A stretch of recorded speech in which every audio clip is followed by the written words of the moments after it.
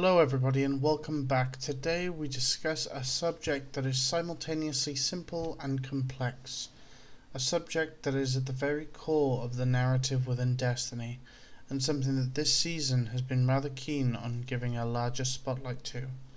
But I want to delve into it properly. We kind of touched on it in the second episode of the Countdown series. Today we are going to be looking at light and darkness. And I don't refer to the kind that we wield. When I refer to the light and the darkness in this video, I am discussing the paracausal forces present in our universe. Throughout this video, I may refer to the light and the dark by other names. For the light, you may hear the names the Sky or the Gardener. These names also refer to the same paracausal light. The same can be said if you hear me say the Deep or the Winnower. I am referring to the darkness. I've told you this just in case I chop and change between names, so that you know what I'm saying at all times. Now, with that little heads up out of the way, let's get into it. According to the lorebook Unveiling, which is seemingly narrated by the darkness itself, both the light and the darkness have existed since before the start of time, and thus before the universe came into existence. Being unbound by the laws of causality, neither the light or darkness can be said to have a beginning. Rather, they are emergent properties of even more fundamental mathematical structures that in turn underlay reality itself. In the allegorical story recounted in the lorebook, the darkness and the light occupied themselves by engaging one another in a game. Analogous to a vastly more complex version of the game of life, devised by the Earth mathematician John Conaway, this game would consistently arrive at an end state dominated by a single, self-perpetuating pattern, which subsumed all others in the game. The darkness found this to be a pleasing outcome, but the light felt the pattern to be boring, and desired that the game endlessly produce novel patterns instead. In order to promote this novelty, the light transformed itself into a new rule within the game. The darkness did the same to counteract the light's efforts. These new rules were set aside from the other rules of the game, so that they could not be limited or influenced by them, but could manipulate the other rules to bring out their intended outcomes. Whilst the story above is laden with metaphor and open to interpretation, it appears to suggest that the universe is the game in which the light and darkness played within the garden, that the rules of the game are the laws of physics as they are commonly understood, and that the new rules that the light and the darkness became are the basis of paracausality. So with a basic understanding of where the story started, it's interesting to note that the philosophies that these two represent. As well as being a tangible paracausal force, the light is also synonymous with a certain existential philosophy. As detailed in several lore entries, the way of this sky emphasizes cooperation between intelligent beings, with the goal of creating a gentle world where all entities may harmoniously coexist. Its antithesis is the philosophy of the darkness, which claims that existence is the struggle to exist, and that all intelligent life must compete to survive at the expense of other beings. The philosophy of the light is also referenced in the Maracena as the way of the bomb, meaning that it encourages a complex world where many interrelated parts that rely on each other to achieve greater goals. In contrast, the philosophy of the darkness is described as the way of the sword, which seeks to reduce everything in the universe to a final simplified self-same state. In short, the sky shows us to protect life that cannot protect itself, whereas the darkness believes only the strong should survive, and if you are not strong enough to survive on your own, then you should never have been born. And whilst there is a case for good versus evil within these concepts, these are concepts themselves that exist within our own world. After all, every day animals die as part of the food chain of other animals, yet this is not considered evil. It's nature, but it's the way of the darkness claims life should be, to a certain degree.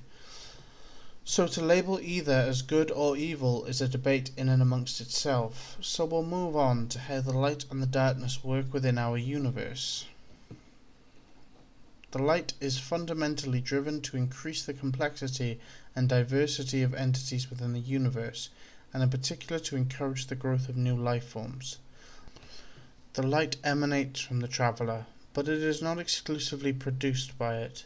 All living things and all places possess some light, possibly as a soul, as the spark of life is light in itself. Guardians are the rare few able to wield the light as a weapon. Additionally, born from the traveller itself, the light was used to construct the ghosts. Orbs of light may also be found which give power to a Guardian's super, their ultimate use of light. Light, as used by the Guardians, comes in 3 different varieties. These are elemental damage modifiers and are used in both a Guardian's chosen subclass and in certain weapons. It is possible for light to be corrupted, as the shard of the Traveller within the European Dead Zone is corrupting an area of the surrounding forest. In addition, the light Dominus Gaul wielded was corrupted due to him taking light from the Traveller, which was an act of darkness.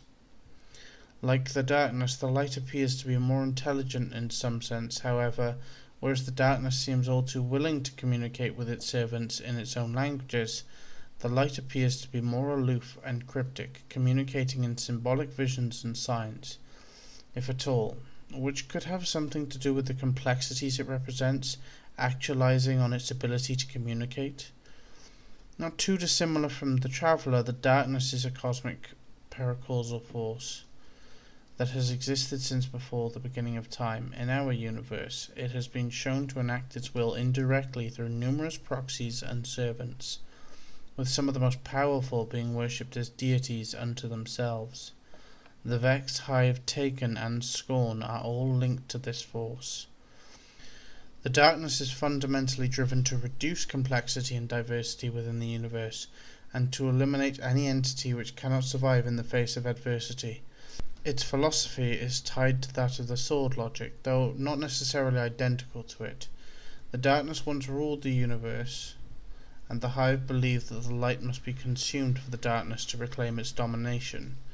Its ultimate goal is to bring about an end state of the universe in which only entities that exist are those that have overcome all possible obstacles to their survival, and which have the strength to continue to exist forever. It refers to this goal as the final shape of the universe.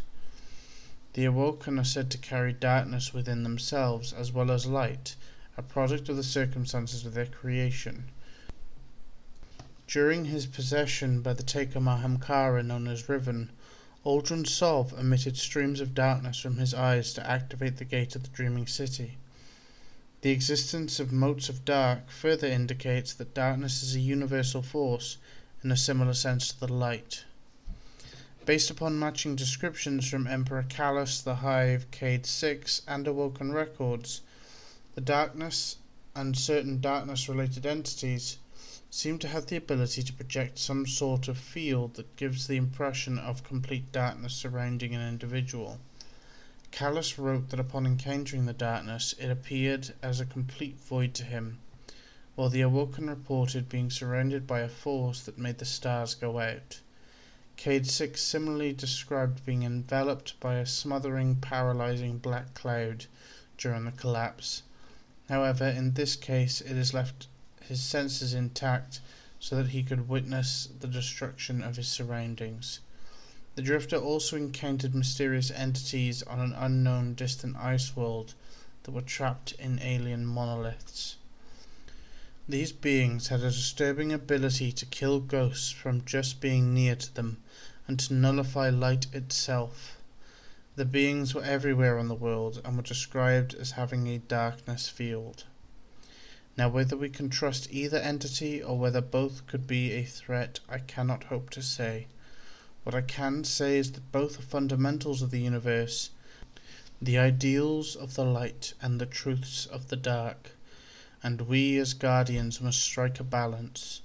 But remember that balance is not always 50-50. Look into the universe itself. For every star you see in the night sky, How much darkness surrounds it? Is that evil, or is it nature? And can we apply a balance ourselves? Only time will tell. Thank you very much for watching, and with only 2 days remaining until Beyond Light, anticipation is rising. Just a reminder that at launch I will be streaming on twitch.tv/AfroBob1, link in the description down below. As always, I hope you enjoyed the video, and please know that you taking the time to listen to me is more than I can ask, so thank you all, and I will see all of you in the next video.